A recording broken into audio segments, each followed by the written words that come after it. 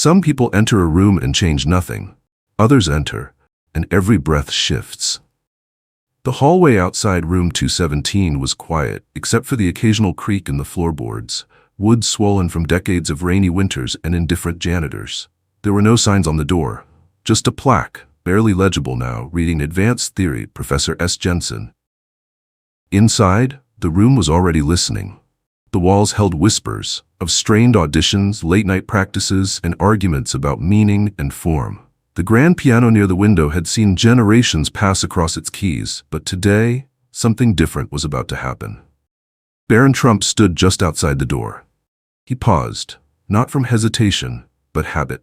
He always entered classrooms with this quiet breath, as if measuring the air inside before stepping into it. He wore a navy blue suit, simple and pressed. His tie was darker than his expression, which gave nothing away. No earphones, no backpack slung with indifference, just him, his posture, and a leather folio tucked beneath his arm. He stepped inside, and every pair of eyes, those already seated, those pretending not to notice, turned. The professor didn't look up right away. Schuyler Jensen was a tall man with a lean frame that had long ago turned wiry. His shirt sleeves were rolled back with intentional mess, his hair dyed a deep violet, already fading at the roots. He was mid-sentence, quoting a French philosopher whose name none of the students could quite remember. But as Barron crossed the threshold, something shifted in the professor's tone. "Well," Jensen said slowly, raising his eyes, "I see we've welcomed the institution itself." There was a chuckle from the back row, then a second. Barron didn't react. He scanned the room once, quietly, and took a seat in the front, first chair by the piano. A habit, perhaps. Or maybe it was just closer to the music. Professor Jensen closed his notebook with a crisp snap. "Tell me, Mr. Trump," he said, stepping closer. "Do you find suits comfortable, or is conformity just easier than choice?" Barron blinked once but didn't speak. "I suppose," the professor continued, "this is what happens when legacy admits talent, or perhaps when it doesn't." There it was, the first incision. Two students snapped their fingers in poetic approval. One leaned forward, expectant. Barron sat still, one leg crossed over the other, his hand resting lightly on his folio. "Forgive me," the professor said, pacing now. "I simply wasn't prepared to teach music to a silhouette of privilege, the very shape of everything we're trying to unlearn." A silence followed. Not the charged kind, the hollow kind. In the far back of the room, three individuals sat quietly, music critics brought in, as they were every year, to observe final evaluations. They had remained passive so far, scribbling occasional notes. But now, one of them stopped writing. Professor Jensen turned away. "You may stay," he said with a dismissive wave, "though I do hope you've done the reading, especially the section on dismantling classical structures through subversive phrasing. Or, do you still believe Mozart was a revolutionary?" There was that word again, believe. Jensen smiled, half to himself.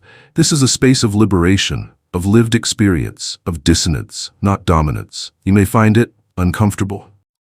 Barron placed his folio on the desk. His fingers rested on its edge, and without thinking began to tap. 4 beats, then 3, then 4 again. A rhythm only he seemed to know. His father used to call it thinking in time. He didn't say a word, but the room had already heard him. Sometimes, the loudest sound in a room isn't the music. It's the silence after someone pretends they played well. Professor Jensen straightened his collar, not because it needed fixing, but because he liked the feel of control. He turned toward the guest panel near the windows with the posture of a conductor before a symphony, even though he wasn't the one playing. "Our first performer today," he began, "comes not with technique, but with truth. Not with polish, but with pain." He gestured dramatically toward the back of the room. "Sarah." She stood quickly, too quickly. Her chair scraped the floor in a way that sounded almost apologetic. Sarah was the kind of student professors like Jensen believed in without question. Her cropped hair was dyed mint green today, her long cardigan hanging like a flag of softness, comfort, and curated rebellion. She passed Barron on the way to the piano and didn't look at him. The room stilled. Sarah sat down, cracked her knuckles with ceremony, and began. It was Chopin, or something like it. A simplified arrangement of a nocturne stripped of its complexity and coated with theoretical meaning, a version Sarah had described in her paper as decolonized romanticism. But even before the first page was done, the room felt it. Something was missing. Each note was careful, but not caring. Measured, but not alive. It was as if the music was trying not to offend anyone, and in doing so, it had forgotten how to move anyone. Jensen beamed. "Do you hear that?" he asked aloud before Sarah had even finished. "The breaking of chains, the dismantling of tradition. That, my friends, is what resistance sounds like." One of the critics blinked slowly, jotting something on a pad. Another crossed his legs the other way. When Sarah finished, the applause came in the form of snaps, polite, hollow, and short-lived. Barron didn't snap, he didn't clap, but his eyes, they held something. Not judgment, not arrogance, concern. He looked at the keys. He'd played that nocturne before. He remembered playing it with his father one afternoon when the sky was the color of dull brass, and the Florida heat made everything too quiet. His father had insisted he start over every time he rushed the fifth bar. "Don't chase the music," he had said. "Let it come to you." Barron's fingers were tapping again. Same rhythm, 4, 3, 4. Only now, it sounded quieter. Like he was listening for something beneath the noise. 3 more students followed Sarah, each with hair that spoke louder than their playing, each with theories in their titles longer than the pieces themselves. They played, they were praised, they sat down. One performance ended with the pianist pulling a small pride flag from their bag and resting it across the music stand. The music had been unsure. The gesture was not. Jensen clapped loudly. "That," he said, looking at the critics, "is what courage sounds like." Another critic checked his watch. Then from the front row, a voice, low, clear but quiet, cut through the applause. "I'd like to try." The words came from Barron. The room turned. Professor Jensen tilted his head as if examining a stain on his shirt. "You?" he said with theatrical disbelief. "Do you even know what we're doing here, Mr. Trump?"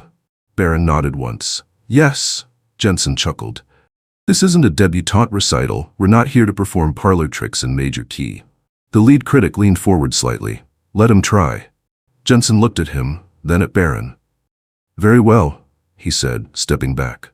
"If the system insists on spectacle, let the spectacle begin."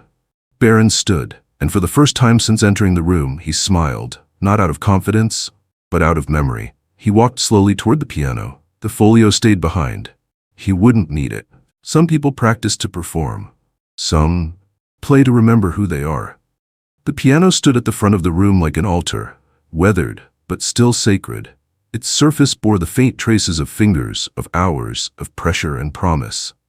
Barron approached it not like someone entering battle, but like someone coming home. His hand brushed the edge of the keys, not to test them, but to greet them. Behind him, the classroom was unusually still. Sarah sat stiffly in her chair, her jaw set. One of the critics had leaned forward, elbows now resting on his knees. Another had stopped writing altogether. Professor Jensen crossed his arms, his face a performance of amused disdain. "So," he said, voice cutting through the quiet, "what will we be blessed with this afternoon? Mary had a little lamb? Perhaps a sonata stolen from the graves of colonizers?" Barron didn't turn around. He didn't speak right away. He closed his eyes for just a moment, long enough to let something rise to the surface. Then softly, Rachmaninoff, Piano Concerto No. 3, D minor. The room didn't gasp. It just changed. A pause, then a rustle. One of the critics dropped his pen. Even Jensen blinked, his smirk faltering for half a second before reforming with double force. "That's absurd," he muttered. "You can't just, no one opens with that, not live, not unaccompanied." The lead critic didn't look at him. "Let him play," he said. Barron sat. He didn't adjust the bench. He didn't stretch his fingers. He didn't look for affirmation. His hands hovered over the keys like birds about to land. And then, he played. The first note fell like breath into stillness. Delicate, deliberate. Then another, and another. Until the room was filled not with volume, but with presence. It was not perfection that stunned them.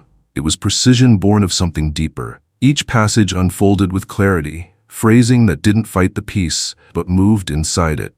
His hands traveled the length of the instrument like they'd grown up on its surface. He had. Years ago, before headlines, before scandals, before political shadows darkened every conversation, Barron had learned music in a room with high ceilings and heavy curtains. A room with a baby grand pushed into the far corner, facing east so the morning light would hit the keys. His father would sit beside him, not as a public figure, but as a quiet man with too much on his mind and too little time to waste on pretense. He didn't teach scales, he taught patience. When it's right, he used to say, you'll feel it before you hear it. And Barron had, for years. But today was different. Today, he wasn't just playing what he'd practiced, he was playing what he remembered. A long breath before the cascading left hand, a pause, longer than written before the change in tempo. His fingers moved with a memory that wasn't technical, it was intimate. One student, halfway through pulling out their phone to record, forgot what they were doing and just stared. Jensen's mouth twitched. "This is a stunt," he whispered, mostly to himself, "a privilege parade in minor key." But no one laughed, no one mocked, not even Sarah. The first movement reached its final swell, then descended slowly into stillness. Barron let the last chord hang, just long enough to settle into the bones of the room. He didn't look up. He didn't need to. Because in that moment, the only thing louder than the silence was everything Jensen didn't say. There are performances you applaud, and then there are performances that leave you quiet. Barron removed his hands from the keys with the same gentleness he had begun. Not as if finishing, but as if letting go. The room, still hanging in the echo of Rachmaninoff, didn't move. A critic closed his eyes. Another wiped something from beneath his glasses and said nothing. And then, Professor Jensen clapped. Once, sarcastic, loud. It echoed off the wood-paneled walls like a slap in the face. "Well," he said, walking toward the front with that loose theatrical stride of someone trying not to look shaken, "we've all had our little fantasy, haven't we?" Barron looked straight ahead. Jensen turned to the class. "And what did we learn? That if you're born into enough money and enough connections, you too can mimic greatness? Bravo. I'm sure your father is weeping with pride between golf swings." The room remained still. It wasn't fear, it was confusion. Confusion at a man who couldn't hide that something sacred had just happened, and that it didn't include him. "I suppose next he'll be juggling Tchaikovsky while reciting stock reports," Jensen muttered. Barron didn't rise, but his voice, low and even, spoke again. "Would you like to play it, Professor?" Jensen stopped walking. He turned. "I beg your pardon?" Barron met his gaze for the first time. "You said it was mimicry. Would you like to show us what interpretation sounds like?" A murmur moved through the class. Not laughter, not mockery, just breath. Just the kind of shift that happens when someone suggests something quietly dangerous. Jensen's expression hardened. "You think this is about competition?" he snapped. "About some meaningless contest in front of critics who probably still think Bach is the high point of humanity?" One of the critics raised a brow, but didn't speak. "You think skill matters more than narrative?" Jensen continued. "That technique somehow overrides oppression? Let me guess, you believe music is neutral, apolitical, a place where talent floats above history like a balloon." Barron listened, eyes unblinking. "I don't think that," he said softly. "Then what do you think?" Jensen snapped. Barron hesitated, not from doubt, but from care. "I think good music," he said slowly, "lets people feel something before they decide what they believe. It wasn't a clapback, it wasn't clever, it just settled, like dust in a quiet room." Jensen scoffed, moving toward the bench. "Fine," he said. "You want me to perform? You want to see what authenticity looks like? Then move." Barron stood. There was no tension in the exchange, no staring match. Just space given and space taken. Jensen sat, he cracked his knuckles, took a breath, and played. Or tried to. The opening bars collapsed beneath his fingers like scaffolding never fully built. Notes slurred. Rhythms missed. His hands moved as if trying to keep up with a train they'd missed by decades. Halfway through the first passage, he stopped. He slammed his palms onto the keys, producing a dissonance so jarring that several students flinched. "This piece," he announced, standing again, "is a relic. A ghost. A fossil of a system built to exclude. I shouldn't have to prove myself by performing its violence." Barron, still beside the piano, said nothing. But one of the critics spoke. "Professor," he asked, voice calm, "do you always abandon a piece halfway through if it doesn't obey you?" Jensen turned on him. "I don't need to entertain this farce." Another student raised their phone slowly and whispered, "Professor, isn't this the TEDx talk you gave? Why classical music is literally violence?" Jensen lunged. "That's private academic work." The room was breaking now, not with chaos, but with clarity. The critic leaned toward Barron again. "Would you mind," he said, "showing us the next movement?" Barron sat down, and without looking at Jensen, he began to play again. You can defeat someone in public, or you can give them just enough grace to realize they lost on their own. Barron began the second movement not as a rebuttal, but as a release. The notes fell gently, almost hesitantly, like words someone had rehearsed in private 1,000 times and finally said aloud to no one in particular. They didn't fill the room. They opened it. Professor Jensen stood off to the side now, his arms folded, but his posture different. Less like defiance, more like armor that no longer fit. His jaw was tight, but his eyes were beginning to flicker. Barron didn't look at him. He didn't look at anyone, because the music wasn't for them. Not right now. This part, the second movement, was always his favorite. His father used to call it the part where the piano finally breathes. It was the moment where discipline softened, where the notes didn't need to impress, they just needed to arrive. As Barron played, he remembered a morning long ago. He had been 12, too tall for his age, too serious for a boy his size. They'd been playing together in the living room, light pouring in through heavy curtains that still smelled faintly of dust and salt water. His father had paused mid-phrase and said, "Music won't make you more like me, son. But it might help you remember who you are." Barron had nodded, though he hadn't understood. Not really. But now, here, in this room where every eye had been watching and judging and measuring, he understood perfectly. He wasn't playing to prove anything. He was playing to offer something. The final phrase came quietly. No crescendo, no drama, just a soft descent into stillness, like a conversation that had finally said enough. And then silence. Not applause, not shifting chairs, just the kind of hush that only follows something honest. Barron rested his hands in his lap. He didn't look up, but he didn't need to, because Professor Jensen had already moved. He was walking slowly toward the piano again, not with bravado, but with something else. A kind of quiet desperation that masked itself as authority. He stopped beside Barron. "You think this performance proves something?" he asked, voice uneven. "That you deserve to be here? That you belong?" Barron didn't flinch. He simply looked up. "I think I was already here," he replied. "I just hadn't been heard." The professor turned away, but his steps faltered. He reached for the edge of the piano as if to steady himself. For the first time, the students weren't watching Barron. They were watching Jensen.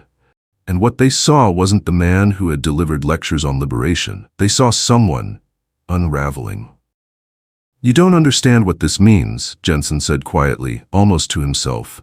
"You don't know what they'll say. If I let this stand, if I let you stand, I lose everything."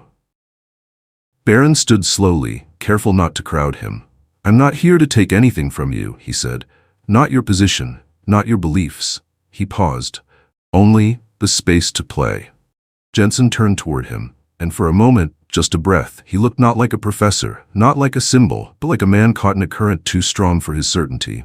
The critic at the back stood up. He didn't speak. He just looked at both of them and waited.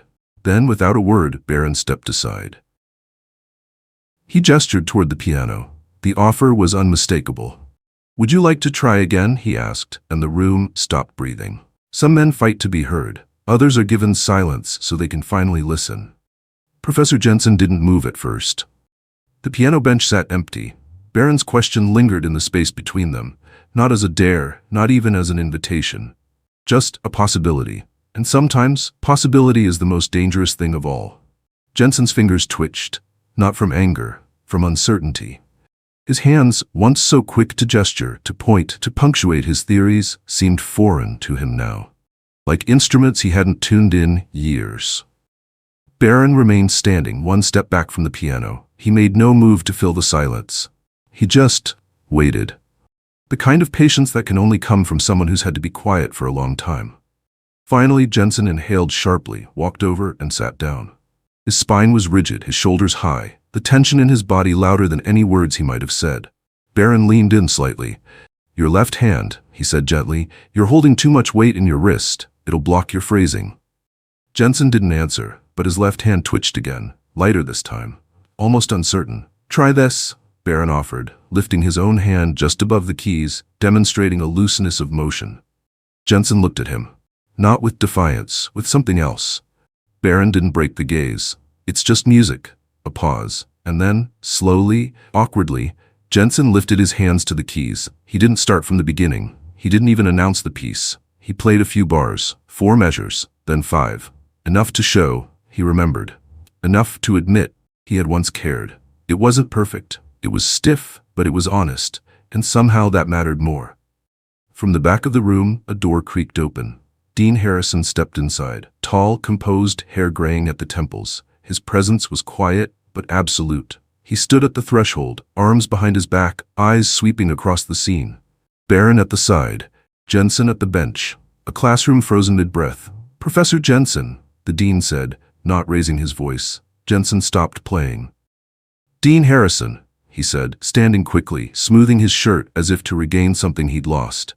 "I was just about to explain the context of today's evaluations. There's been interference." The dean said nothing. His eyes remained on the piano. "Interference," he repeated finally. "You called me because of a student, because he disrupted a safe environment." Jensen's mouth opened, then closed. "He played Rachmaninoff," the dean said softly, "and you found that threatening." "He played it perfectly," one of the critics added, still seated. "No score, no notes, just music, nothing more." "And nothing less," another whispered. Jensen's hands clenched at his sides. "It's not the technique I'm objecting to," he insisted. "It's what it represents. His presence here, his name, his background. It erodes everything we've tried to build." Dean Harrison stepped forward slowly. "Professor," he said, "I've read your publications. I've defended your freedom to teach controversial theory. But what I saw when I entered this room," he paused, "was a young man offering help to a teacher who had spent the last hour ridiculing him." The room was quiet again. Jensen's voice broke. "So what now? I'm replaced? Cancelled? Because I had the wrong reaction to brilliance?" Barron looked at him. "No one asked you to leave," he said quietly. "I asked if you'd like to try again." Jensen turned toward him, face unreadable. "And why would you do that?" he asked. "Why offer help to someone who wanted to humiliate you?" Barron didn't answer right away. Then, "Because someone once told me," he said, "that playing well doesn't make you better than others. It just gives you a chance to be useful." Dean Harrison turned to the critics. "I think we've seen enough," he said, "Mr. Trump." But Barron raised a hand slightly. "If I may," he said, and for the second time that day, everyone listened. "There are endings you expect, and there are ones that change nothing on the surface, but everything beneath it." Barron remained standing. The dean waited, as did the room. Even Jensen, who now seemed smaller, not because he had been diminished but because his armor had finally been set down. Barron looked to the grand piano once more, then slowly back to the dean. "I'd like to suggest something," he said, "if that's all right." Dean Harrison gave a nod, careful, curious. "I don't think Professor Jensen should be removed," Barron continued. "I think he should stay and teach everything he believes." The class stirred, a murmur, not opposition, just surprise. Barron's tone didn't waver. "Because I want to be taught by people who challenge me," he said, "even if I disagree, especially if I do." He turned toward Jensen. "And I think, maybe you still have more to give, but maybe we both do." Jensen's lips parted, but no words came. Barron continued. "What if we co-taught? A supplemental seminar, every Friday. 1 seat for your ideas, 1 for mine. No shouting, no shame, just a piano. And a question." The dean tilted his head, visibly moved. "You'd work with him, after all that's happened?" Barron nodded. "He knows things I don't," he said, "and maybe the opposite is true." The silence that followed wasn't empty. It was full of something rare, mutual realization. Professor Jensen sat down, not at the piano, just in one of the student chairs, the kind he used to look down on. He didn't speak, but he didn't leave either. The dean stepped back. "I've led this university for over 2 decades, he said, "and this is the most hopeful thing I've ever seen in this room."